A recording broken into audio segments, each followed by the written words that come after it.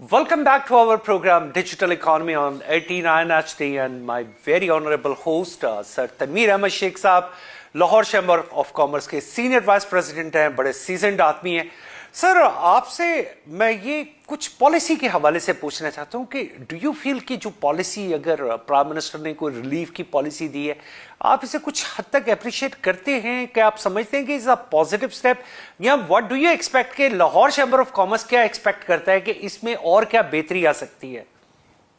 जी देखिए, हर चीज़ को जो है ना वो नेगेटिव नहीं लेना चाहिए, पॉजिटिव भी लेना चाहिए। मैं समझता हूँ बहुत ज़बरदस्त इनिशिएटिव लिया और हमारे पीएम साहिबा ने, और ये जो 4 रुपये समथिंग जो कि मैं कहता हूँ थोड़ा सा फ़र्क है कि ये अगर टैक्सेस वगैरह को इसमें से माइनस करें तो इसका नेट शेल जो डिफरेंस आता है वो 2.90 का आता है। तो बहरहाल वो कहते हैं बारिश का पहला कतरा समझ कर ही हम इसको जो है पॉजिटिव ही लेते हैं, लेकिन गो कि अभी भी हम रीजन से बहुत महंगे हैं और इस वक्त बेशुमार ऐसी इंडस्ट्रीज़ हैं आमिर साहब जिनका कॉस्ट का 40 to 45% जो है वो इलेक्ट्रिसिटी जो है उसकी कॉस्ट का जो है हिस्सा है। तो उनके साथ अगर हम इस तरह की चीज़ करेंगे, जैसे आपकी टेक्सटाइल स्पिनिंग सेक्टर है उसमें जो है वो आपकी कॉस्ट का हिस्सा है मोर देन 45% इलेक्ट्रिसिटी, तो आप कैसे जो है वो आप ऐसे दुनिया के साथ इसको compete कर सकते हैं? तो मैं ये समझता हूँ कि जैसे आपका सवाल था कि लॉन्ग टर्म पॉलिसीज ही जो है इसका हल है sir. So being a senior vice president of Lahore chamber of commerce, कि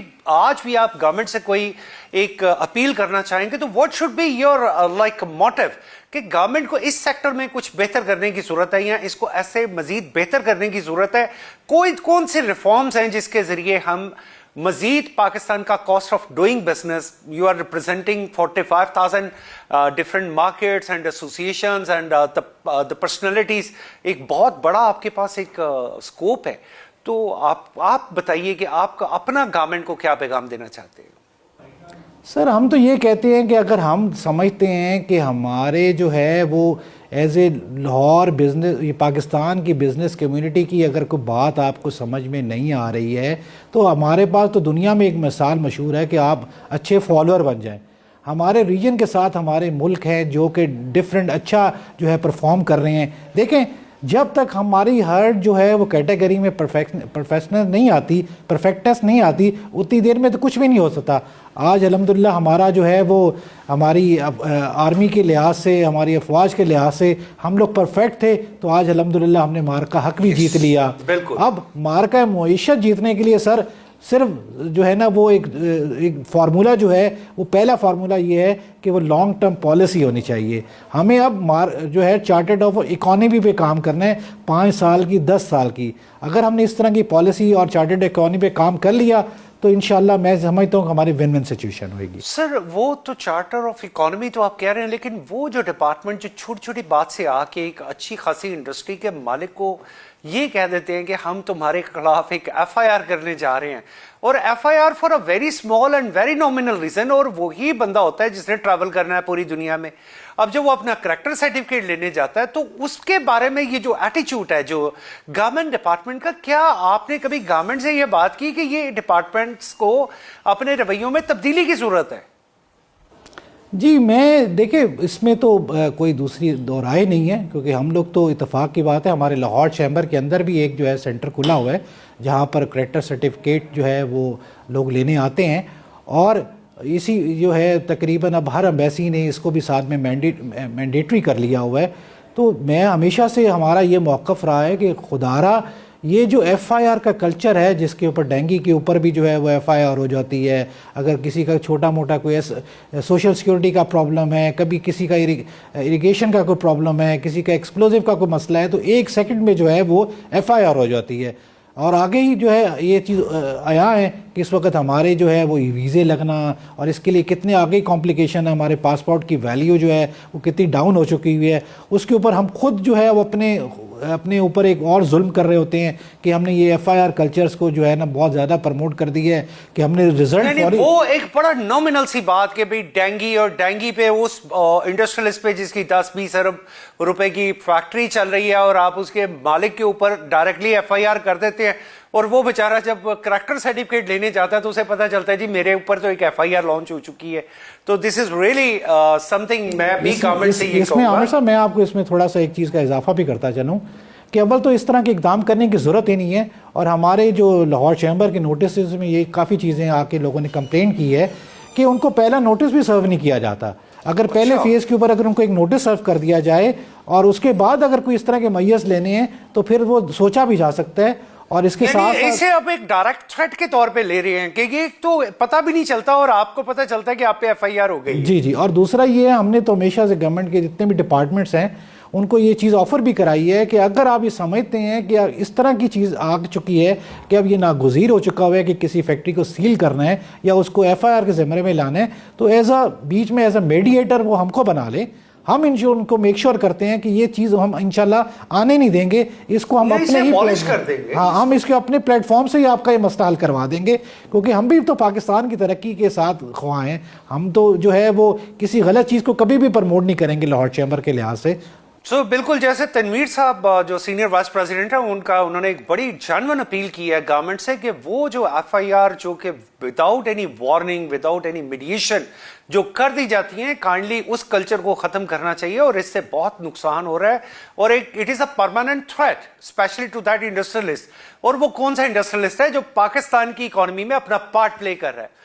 سر, میں نے دنیا میں دیکھا ہے, آپ کا بھی ای وی بزنس سے ایک تعلق ہے, میں نے خاص طور پہ میں نے آبزروڈ ان چائنا, وہاں پہ ان کا ایک ٹارگٹ ہے کہ انہوں نے آنے والے اتنے سالوں میں 30 ملین کارز کو الیکٹرک پہ موو کرنا ہے اپ ٹو 2030. اگر کیلکولیشن یہی ہے تو ایک تو وقت یہی کیلکولیشن تھی جو میرے سامنے تھی, اس کو الیکٹرک کارز میں موو کر رہے ہیں, ای وی میں الیکٹرانک وہیکل میں آ رہے ہیں. اور اس کا ایک اور بھی چیز ہے کہ میں نے وہاں پہ دیکھا کہ وہ ان پرائسز کو فیکٹری سے بائی کر کے گورنمنٹ سبسیڈائز کرتی ہے. یعنی اگر وہ $10 کی خریدتی ہے وہ $9 کی پبلک کو دیتی ہے, اس پہ کوئی ایڈیشنل ٹیکس بھی نہیں لیتی, اور $9 کی دے کے ان کا ایک ہی موٹیو ہوتا ہے کہ کسی طریقے سے ہم اپنے فوسل فیول کے والیوم سے اور خاص طور پہ انوائرمنٹ اینڈ فوسل فیول سے جان چھڑوا لے. پاکستان میں ابھی تک الیکٹرک وہیکل پہ آپ کوئی کلیئر پالیسی دیکھ رہے ہیں جہاں پہ گورنمنٹ کوئی ریلیف بھی دو؟ نمبر 1, ریلیف بھی دے رہی ہو, ریلیف ان دا ٹیکسز بھی دے رہی ہو, اور مینوفیکچرنگ اور ان پاکستان اس کو سپورٹ کر رہی ہو. یہ دیکھیے, ویسے گورنمنٹ کا جو پلان تو بہت زبردست جو ہے وہ ہے کہ ای وی کو جو ہے پروموٹ کرنا ہے, لیکن میرا یہ خیال ہے کہ اس کے اندر بھی جو ہے تھوڑا سا ایک اس پہ ایک